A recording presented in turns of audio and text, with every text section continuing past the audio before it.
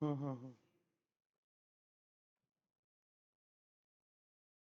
नमस्कार जातियों, स्वागत है आपका ज्ञान सागर संस्थान के ऑनलाइन प्लेटफॉर्म पर। मैं सत्यार्थ आप सभी का स्वागत करता हूं यूट्यूब क्लासेस में। एसएससी एमटीएस की प्रीवियस ईयर्स की सीरीज में आज आपका फिर से स्वागत है। इसमें आज हम लोग 20वीं क्लास के साथ में उपस्थित हैं। तो आज हम लोग फिर से नए क्वेश्चंस को देखेंगे, पैटर्न को समझेंगे, एग्जाम में क्वेश्चंस कैसे आ रहे हैं, आपको कैसे तैयारी करके जाना है और नए क्वेश्चन को कैसे सीखना है। चालू करते हैं क्लास को बिना किसी देरी के।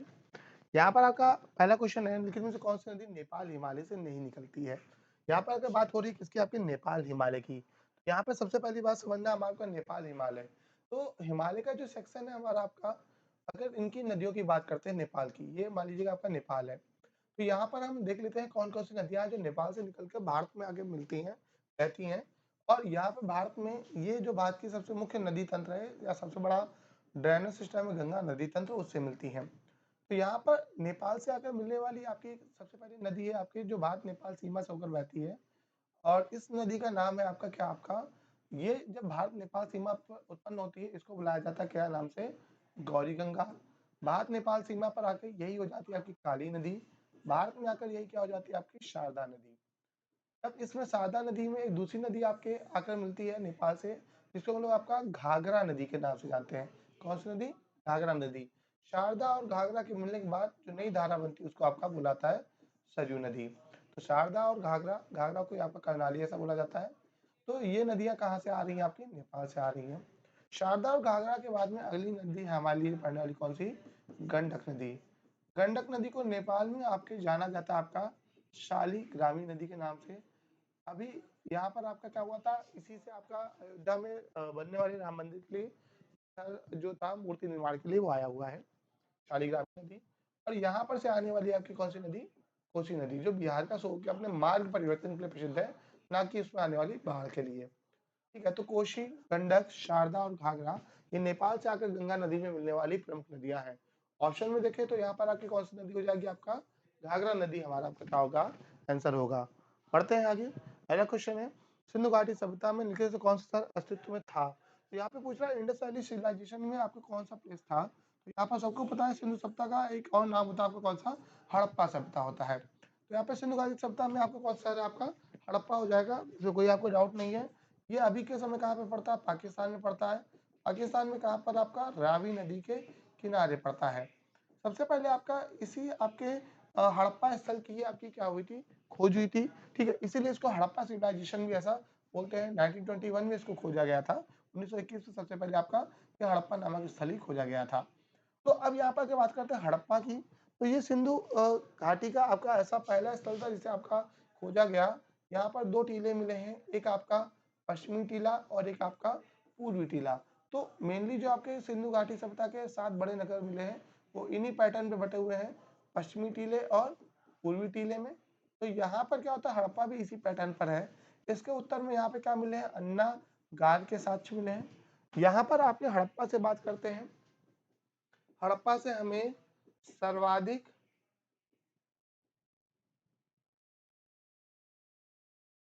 अभिलेखीय मुद्रा मिलती है।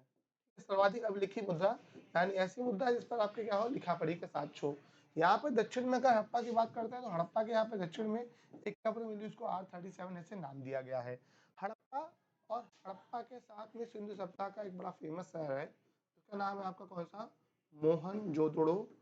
इन दोनों को, हड़प्पा और मोहनजोदड़ो, इन दोनों को बोला गया आपका जुड़वा राजधानी। हड़प्पा और मोहनजोदड़ो को क्या बोलाता है, जुड़वा राजधानी। बोला किसके द्वारा गया है, एक इंसान हुए आपके टिकट, उनके द्वारा बोला गया है। तो हड़प्पा मोहनजोदड़ो क्या हो जाते हैं, आपके जुड़वा राजधानी हो जाते हैं। अरे देखिएगा, फरवरी 2022 में किस भारतीय राज्य सरकार ने सद्भावना परियोजना चालू की थी। फरवरी 2022 का करंट है और पूछ रहा किस स्टेट ने आपकी सद्भावना परियोजना चालू की थी। सद्भावना परियोजना चालू की गई थी किसके द्वारा, असम सरकार के द्वारा। और इस परियोजना का उद्देश्य था कि राज्य के सरकार के जो सचिवालय में जो पेंडिंग केसेस हैं या जो हमारी पेंडिंग फाइल है उनको खत्म करना। सरकार का टारगेट था कि वो आपके अगले 1 साल में क्या करेगी, लगभग लगभग आपके 5 लाख फाइलों का क्या करेगी, निपटारा करेगी, उन समस्याओं का समाधान करेगी। तो ऐसे में यहाँ पर आपका ये आपकी सद्भावना परियोजना किसकी थी, आपके असम सरकार की। असम के वर्तमान मुख्यमंत्री की बात करते हैं तो ये कौन थे, आपके हेमंत विश्वा शर्मा ये आपके वर्तमान में आपके मुख्यमंत्री हैं और इनके द्वारा ही इस योजना की क्या हुई थी, घोषणा हुई थी।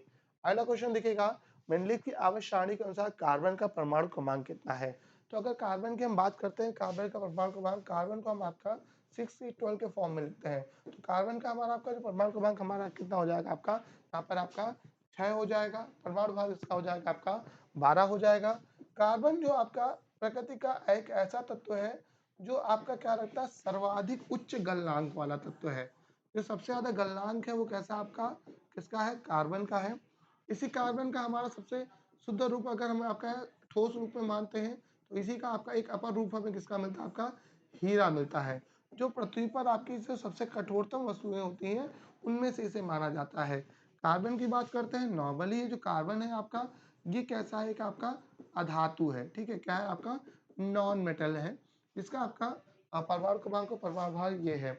अब यहाँ पर आपका अगर इसकी क्या कहते हैं, कार्बन के इलेक्ट्रॉनिक विन्यास की बात करते हैं, इलेक्ट्रॉनिक विन्यास की, तो कार्बन का इलेक्ट्रॉनिक विन्यास 1s2 2s2 और 2p2, ठीक है। यहाँ पे 6 होंगे तो यहाँ पर आपका 1s2 2s2 और 2p2 इसका क्या होगा, आपका इलेक्ट्रॉनिक विन्यास होगा किसका, कार्बन का। ठीक, अगला क्वेश्चन देखते हैं, अवीज गर्म रक्त वाले जीव होते हैं, उनका दिल कैसा होता है?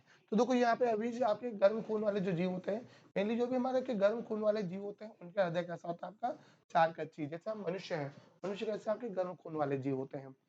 जो जैसे गर्म खून वाले जीव होते हैं वो ये अपने शरीर के टेम्परेचर को क्या करते हैं, बैलेंस कर लेते हैं। लेकिन जो ठंडे खून वाले जीव होते हैं जैसे रेप्टाइल्स होते हैं, वो क्या करते हैं, आपके अपने बॉडी के टेम्परेचर को बैलेंस नहीं कर पाते हैं, वो नियततापी जीव होते हैं। तो ऐसे केस में क्या करते हैं, वो बॉडी के टेम्परेचर को जब आपको बैलेंस नहीं कर पाएंगे रक्त के माध्यम से या त्वचा के माध्यम से, तो वो धूप में आपको आपको देखिएगा सांप है या मगरमच्छ वगैरह धूप में लेटे हुए मिलते हैं। तो लेकिन जैसे हम लोग जीव है, आपके बॉडी टेम्परेचर को आपका अप एंड डाउन कर लेते हैं, मैनेज कर लेते हैं। तो यहाँ पर आपका जो भी गर्म रक्त वाले जीव होंगे उनमें कैसा होगा, चार कक्ष वाला हृदय होगा। अगला, उस्ताद जाकिर हुसैन एक प्रसिद्ध क्या है, भारतीय वादक है। उस्ताद जाकिर हुसैन का नाम सबने सुना है, ये एक प्रसिद्ध क्या है, एक आपके तबला वादक है। इनके पिताजी का नाम क्या था, आपका अल्लाह रखा था, और अल्लाह रखा भी क्या थे, एक बहुत फेमस आपके तबला वादक थे। ये जो जाकिर हुसैन जी हैं, इन्हें 2 बार इनके परफॉर्मेंस के लिए या इनके काम के लिए संगीत के सर्वोच्च वैश्विक पुरस्कारों में से ग्रैमी पुरस्कार मिल चुका है। पहला इनको मिलता है ग्रैमी पुरस्कार 1992 में, दूसरा मिलता है आपका 2002 में। अगर इनके पुरस्कारों की बात करते हैं, इनको आपका 2023 में 2023 में यानी इस साल क्या देने की घोषणा की गई है, भारत का दूसरा सर्वोच्च नागरिक सम्मान, आपका सेकंड हाईएस्ट सिविलियन अवार्ड कौन सा, पद्म विभूषण। इनको इसके पहले आपका पद्मश्री भी मिल चुका है, और जब इनको पद्मश्री मिला था तो ये पद्मश्री पाने वाले सबसे कम उम्र के व्यक्ति थे। ये भी याद रखिएगा, पद्मश्री पाने वाले सबसे कम उम्र के व्यक्ति कौन हुए, आपके जाकिर हुसैन जी हुए। ठीक है, जब इनको मिला था तब इनकी उम्र बात कितनी थी, आपकी 37 वर्ष थी। तो यहाँ पर आपसे आर्ट एंड कल्चर से बहुत सारे क्वेश्चन पूछे जाते हैं, तो यहाँ पर उनमें से आपको कौन है, आपके जाकिर हुसैन। लेकिन भाई कौन सा अरजुकी संग नॉन कर डेटा, मतलब जिसमें आपकी क्या होगा, रीढ़ की हड्डी आपकी नहीं होगी। ठीक है, तो रीढ़ की हड्डी जिसमें से नहीं होगी तो कौन सा होगा, तो सीधी सी बात है, अगर जिनमें आपकी रीढ़ की हड्डी नहीं होगी तो वो कौन से होंगे, कशेर की होंगे या वर्टिब्रेटा होंगे, पहले ही ऑप्शन हो जाएगा। बाकी जो हमारा एनिलिडा मोलस्का पोरीफेरा होते हैं, जैसे आपका एनिलिडा जैसे केचुआ वगैरह हो जाएगा, मोलस्का जो खोल वाले होते हैं, आवरण वाले, पोरीफेरा छिद्र युक्त वाले होते हैं, इनमें क्या होगा, आपके किसी में भी रीढ़ की हड्डी नहीं पाई जाती है। यहाँ पर आपका अरुजिकी संघ मतलब जिनमें रीढ़ की हड्डी नहीं होगी, तो रीढ़ की हड्डी वाले कौन होते हैं, कशेरुकी या कौन होंगे, आपके वर्टिब्रेटा होंगे। अगला क्वेश्चन देखिएगा, महात्मा गांधी की आत्मकथा का नाम क्या है? महात्मा गांधी की आत्मकथा का नाम क्या है, आपका सत्य के साथ मेरे प्रयोग, माई एक्सपेरिमेंट विद ट्रूथ। किसकी आत्मकथा है, महात्मा गांधी की आत्मकथा है। ठीक है, यहाँ पर आपका जो महात्मा गांधी की आत्मकथा है, आपका सत्य के साथ मेरे प्रयोग, ये इन्होंने मूल रूप से गुजराती भाषा में लिखी थी। एग्जाम में ये तक पूछ लेता है किस भाषा में लिखी थी, इन्होंने कौन सी भाषा में लिखी थी, गुजराती भाषा में लिखी थी। इसके अलावा महात्मा गांधी की एक बड़ी फेमस किताब है आपकी, कौन सी, हिंद स्वराज। कौन सी, हिंद स्वराज। ये भी किसकी, आपके महात्मा गांधी जी की। ये जब ये आपके साउथ अफ्रीका की यात्रा पे थे उस समय इन्होंने 1908 में पानी के जहाज में आपके क्या लिखी थी, ये किताब लिखी थी, कौन सी, हिंद स्वराज लिखी थी। बाकी इनकी आत्मकथा माई एक्सपेरिमेंट विद ट्रुथ है, बहुत इंपॉर्टेंट है। अगला है, in which state of India is the Airavateshwara, ठीक है, ये आपका ऐरावत है, आपका ऐरावतेश्वरा टेम्पल सिचुएटेड। तो ये जो ऐरावतेश्वरा टेम्पल है, कहाँ पर पड़ता है आपका? तमिलनाडु में पड़ता है। दक्षिण भारत में ये आपका एक द्रविड़ शैली में निर्मित आपका मंदिर है और ये आपका तमिलनाडु में आपका स्थित है। ठीक है, यहाँ पर ऐरावतेश्वरा मंदिर पूछा, देखो यहाँ पर आपका एसएससी आपसे ऐसे मंदिरों के बारे में पूछता है इनके बारे में आपने जिंदगी में कभी सुना होगा ना, आप सुनने की उम्मीद करेंगे। हाँ, हालांकि तमिलनाडु या इसके आसपास के क्षेत्र से कोई व्यक्ति संबंधित हो या जीवन में कभी गया हो, उसको ही इसके बारे में पता हो सकता है। तो ये आपके तमिलनाडु में आपका एक प्लेस है कुंभकोरम, उसके पास में भी दारासुरम करके एक प्लेस है, वहां पर आपका ये स्थित है। तो ये आपकी मतलब नॉलेज से आई थिंक ऐसा तो बाहर ही मिलेगा, बहुत कम ही आपको ढूंढने पर या ऐसे पढ़ने पर चीजें मिलती हैं, लेकिन एसएससी पूछता है, तो आप लोग पढ़ते रहिए। देखिए इसमें से क्या भारतीय संविधान की प्रमुख विशेषताओं में से एक है, भारतीय संविधान की प्रमुख विशेषताओं में से एक पूछ रहा है। विशेषताओं की बात करते हैं तो गैर धर्मनिरपेक्ष बिल्कुल नहीं है, हमारा आपका देश कैसा एक सेकुलर कंट्री, धर्मनिरपेक्ष है। और धर्मनिरपेक्ष की अगर बात करते हैं तो इसको हम लोगों ने 42वें संविधान संशोधन 1976 के माध्यम से जोड़ा था। संघवाद, ये हमारे संविधान की विशेषता है। हमारे यहाँ पर कैसी आपकी संघीय शासन प्रणाली है, कैसी शासन प्रणाली है? संघीय शासन प्रणाली है। और हमारा संघ जो होता है आपका, वो यूनियन की व्याख्या करता है। हमारा संघ कैसा है? यूनियन की व्याख्या करता है। इसके अलावा एक और संघ होता है, और ये संघ आपका एक होता है जो आपका किसकी व्याख्या करता है? फेडरल की व्याख्या करता है। अमेरिका जैसे देशों में, अमेरिका में फेडरल व्यवस्था लागू है, यानी वहाँ की संघात्मक शासन प्रणाली कैसी है? फेडरल है। वहाँ पर क्या होता है? फेडरल आपके शासन प्रणाली में स्टेट पावरफुल होते हैं आपके राज्यों की अपेक्षा, और स्टेट के मिलने से किसका निर्माण होता है? आपका कंट्री का निर्माण होता है। और वहां पे कोई भी स्टेट आपका फेडरल से आपके संघ से आपके अलग हो सकता है। लेकिन भारत में जो यूनियन का कॉन्सेप्ट है, यूनियन के कॉन्सेप्ट में क्या होता है कि कंट्री जो होगी वो पावरफुल होगी किसकी अपेक्षा? या संघ होगा, केंद्र होगा, वो पावरफुल होगा किसकी अपेक्षा? स्टेट की अपेक्षा। और कंट्री पहले होगी, स्टेट बाद में होंगे, और कोई भी स्टेट कभी भारत से आपका अलग नहीं हो सकता। तो भारत में संघीय शासन आपका है, संघवाद की विशेषता है। इनको सरकार या आश्रित न्यायपालिका नहीं है, भारत में कैसी स्वतंत्र न्यायपालिका है, यह आपका आर्टिकल 50 में दिया हुआ है। ठीक है, अगला क्वेश्चन है, मानव जनसंख्या का वह अध्ययन जिसमें उसके आकार, संरचना और स्थान क्षेत्रों में वितरण और प्रक्रिया जिसके माध्यम से आबादी में परिवर्तन होता है को कहा जाता है। देखो हम एक आपका जो डेमोग्राफी होता है, यानी जो जनसांख्यिकी होता है, इसके माध्यम से हम किसी भी आपके क्षेत्र में जनसंख्या की आकार, संरचना, स्थान क्षेत्रों में वितरण और प्रक्रिया का अध्ययन करते हैं। वो क्या कहलाती है? आपकी जनसांख्यिकी या डेमोग्राफी कहलाती है। एक्चुअल में क्या होता है कि जैसे आप किसी भी एक पर्टिकुलर एरिया की बात करें तो वहाँ पर एरिया पर क्या होगा, आपके रहने वाले नागरिकों का जीवन, वहाँ की आपकी जलवायु परिस्थिति और आपकी घनत्व, संख्या, ये सारी चीजें आपकी मैटर करती हैं। तो इन सबका अध्ययन हम किसमें करते हैं? जनसांख्यिकी में करते हैं। तो किसी भी स्थान पर नागरिकों का आपका या मानव आबादी का जो अध्ययन होगा वो हमारा किस में आ जाएगा? आपका जनसांख्यिकी या डेमोग्राफी में आ जाएगा। अगला निखिल क्वेश्चन, महिला शतरंज विश्व रैपिड चैंपियनशिप बनने वाली पहली भारतीय ग्रैंड मास्टर कौन है? तो यहाँ पर आपका महिला शतरंज विश्व रैपिड चैंपियनशिप को जीतने वाली पहली भारतीय की खिलाड़ी कौन है? कोनेरू हम्पी है। कोनेरू हम्पी बहुत फेमस आपके शतरंज की खिलाड़ी हैं। इन्होंने क्या किया था? 2019 में आपका विश्व रैपिड चैंपियनशिप जीती थी, और ये रिकॉर्ड पाने वाली पहली भारतीय थी। कोनेरू हम्पी और भी खास है क्योंकि इन्होंने वर्ष 2002 में, वर्ष 2002 में मात्र लगभग 15 वर्ष 1 माह की उम्र में आपका क्या किया था? सबसे कम उम्र में आपके ग्रैंड मास्टर, ठीक है, ये शतरंज का आपका खिताब होता है आपका ग्रैंड मास्टर का, आपका जो आपके बहुत ही आपके 18 साल से कम उम्र के आपके बच्चों के लिए दिया जाता है, कम उम्र के बच्चों को दिया जाता है। 15 वर्ष की उम्र में ग्रैंड मास्टर बनने वाली ये सबसे कम उम्र की क्या थी?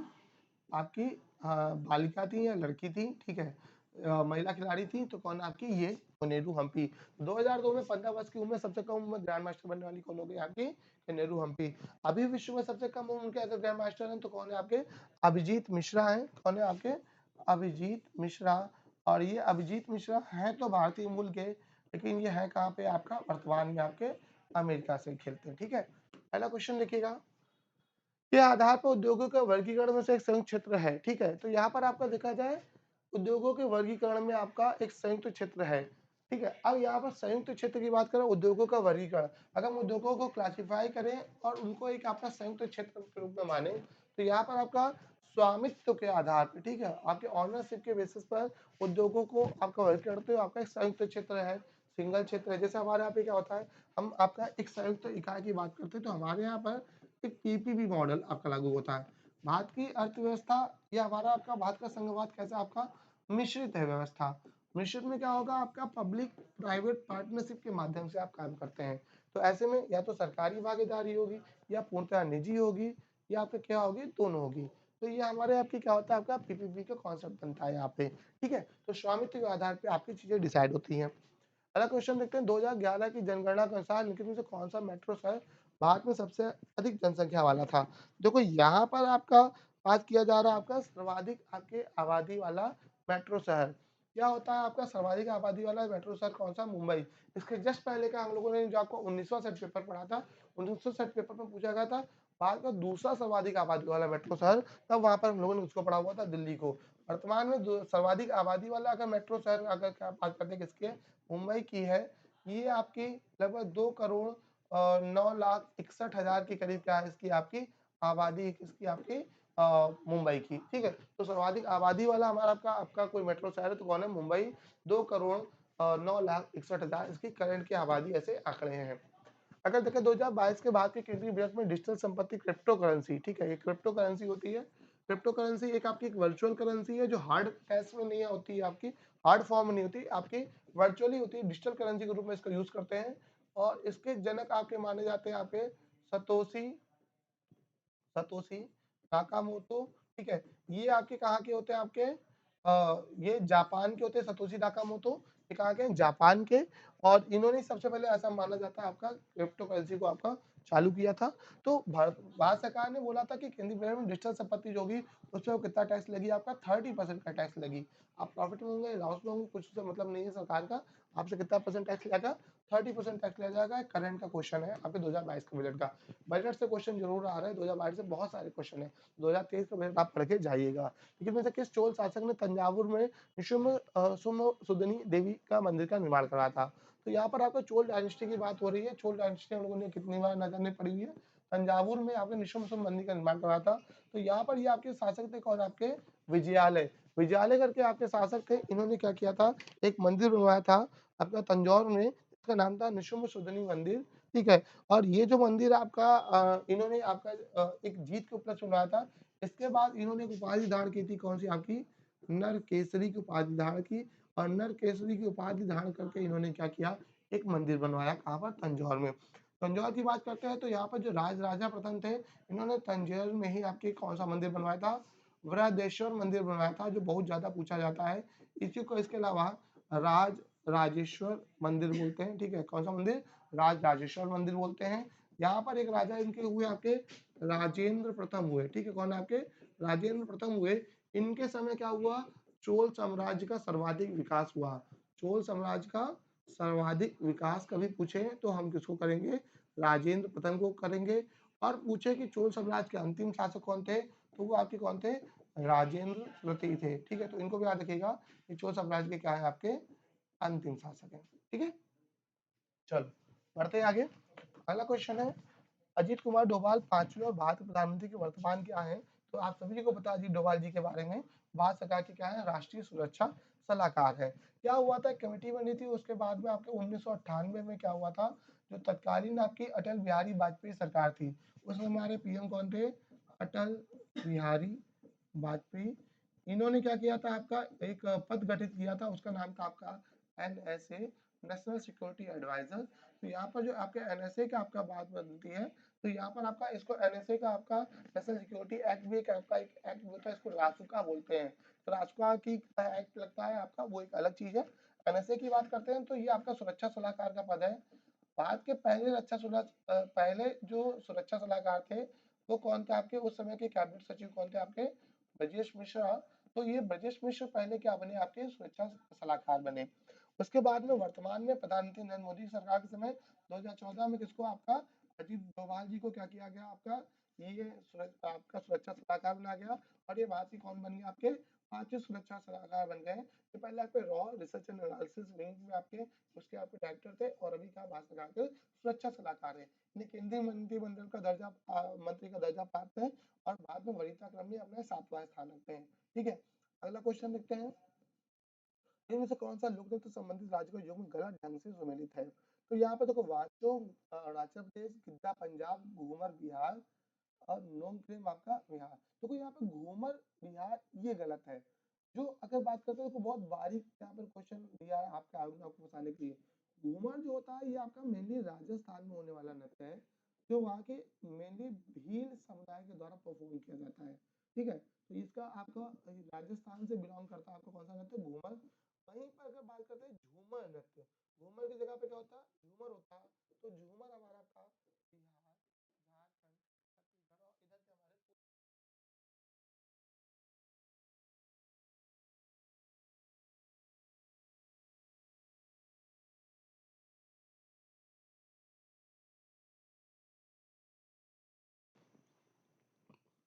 ठीक है, तो घूमर कहाँ पर होगा आपका?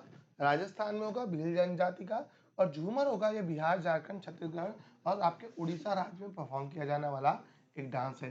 तो घूमर और झूमर में बहुत बारीक अंतर है। तो यहाँ पर अगर झूमर होता तो सही होता, अभी यहाँ पे घूमर है तो उसका आंसर हो जाएगा आपका सी हो जाएगा। बाकी सारे नृत्य आपने पढ़े हुए, वाचो वाचो जनजाति और अरुणाचल प्रदेश होती, गिद्दा पंजाब का, नोंगक्रेम मेघालय का। इसके पहले के आपका एक एसएससी के हमारे प्रीवियस सेट पे हम लोग इस क्वेश्चन को दे चुके हैं। नोंगक्रेम कहाँ का नृत्य है? मेघालय का। अंतर्राष्ट्रीय रेत कला उत्सव आमतौर पे कहाँ आयोजित किया जाता है? तो अंतर्राष्ट्रीय जो रेत कला उत्सव होता है आपका सैंड आर्ट, हमारे यहाँ पर आपके क्या होता है? सैंड आर्ट के लिए होता है आपका उत्सव। तो यहाँ पर सैंड आर्ट में आपका क्या होता है? आपका ये कहाँ आयोजित किया था? उड़ीसा में। और उड़ीसा में आपका मेनली आपका ये भुवनेश्वर या आपका पुरी के तट पर इसका आयोजन होता है। और यहाँ पर हमारे एक बड़े फेमस सैंड आर्टिस्ट हैं सुदर्शन पटनायक, इनका नाम याद रखिएगा। बहुत सारे इन्होंने आपके उपाधियाँ जीती हैं। ठीक है, अवार्ड जीते हैं, सॉरी उपाधियाँ बोला मैंने। तो यहाँ पर आपके सुदर्शन पटनायक को याद रखिएगा, बहुत बड़े आपके सैंड आर्टिस्ट हैं। उन्होंने आपके कई सारे अंतर्राष्ट्रीय खिताब भी जीते हुए हैं। तो ये कहाँ पर होता है आपका अंतर्राष्ट्रीय कला उत्सव? आपका उड़ीसा में होता है। टीपू सुल्तान की मृत्यु किस वर्ष अपनी राजधानी श्रीरंगपट्टनम है, सेरिंगपट्टनम नहीं है, यहाँ पर आपका श्रीरंगपट्टनम की रक्षा करते हुए हुई थी। तो यहाँ पर आपके बात कर रहे हैं टीपू सुल्तान की मृत्यु की बात करते हैं। देखो यहाँ पर आपके ये टीपू सुल्तान मैसूर राज्य से संबंधित है और मैसूर राज्य की अंग्रेजों से लड़ाइयाँ हुई हैं। तो यहाँ पर अगर बात करते हैं आंग्ल मैसूर युद्ध हुए हैं। ये आंग्ल मैसूर युद्ध टोटल कितने हुए? 4 हुए। पहला हुआ 1767 से 1769 तक। सेकंड हुआ आपका 1780 से 1784 तक। थर्ड होता आपका 1790 से 1792 तक। और फोर्थ होता है 1799 तक। तो यहाँ पर आपका चौथा वाला युद्ध था 1799 में, जिसमें अपने किले की रक्षा करते हुए किले के द्वार पर लड़ते हुए कौन मारा जाता है? टीपू सुल्तान मारा जाता है।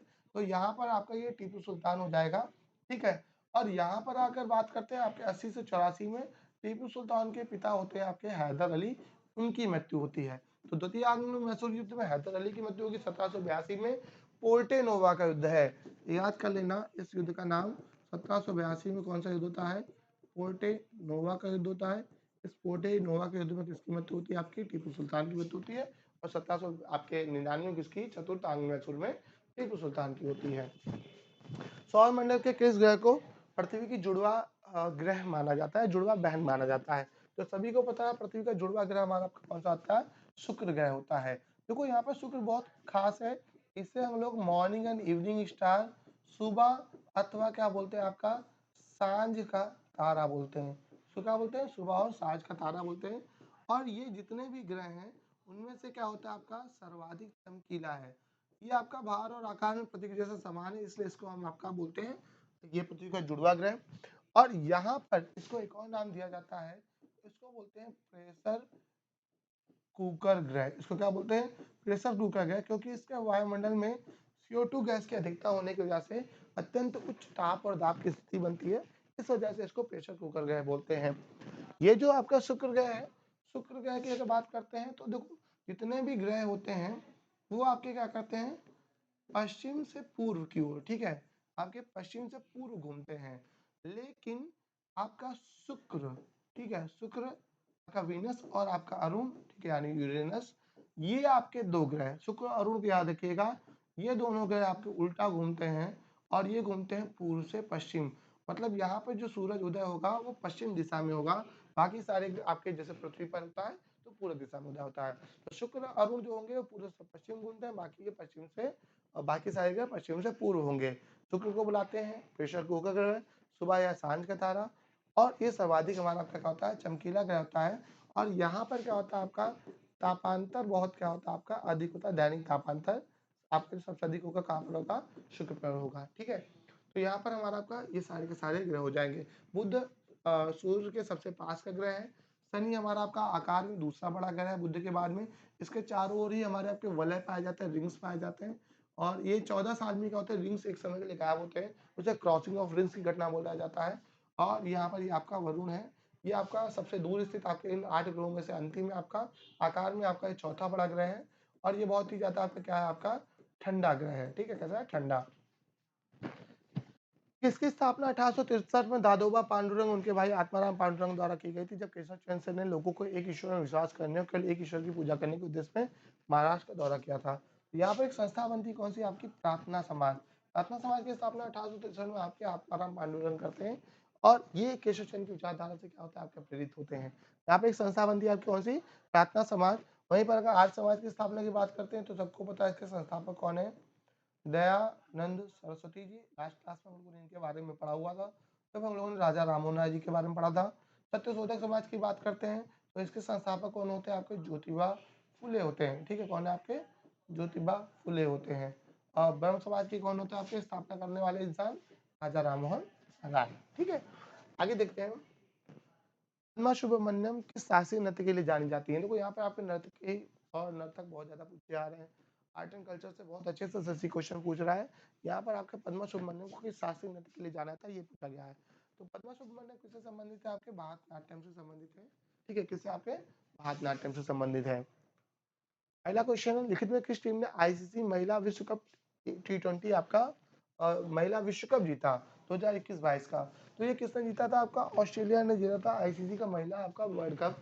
ये आपका आईसीसी का महिला वर्ल्ड कप कहाँ पर आयोजित हुआ था, ऑस्ट्रेलिया में आयोजित हुआ था, और जीता किसने था, आपका ऑस्ट्रेलिया ने जीता था इंग्लैंड को हरा के।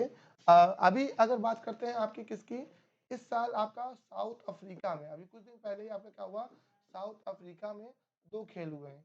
एक अंडर 19 आपका हुआ है, आपका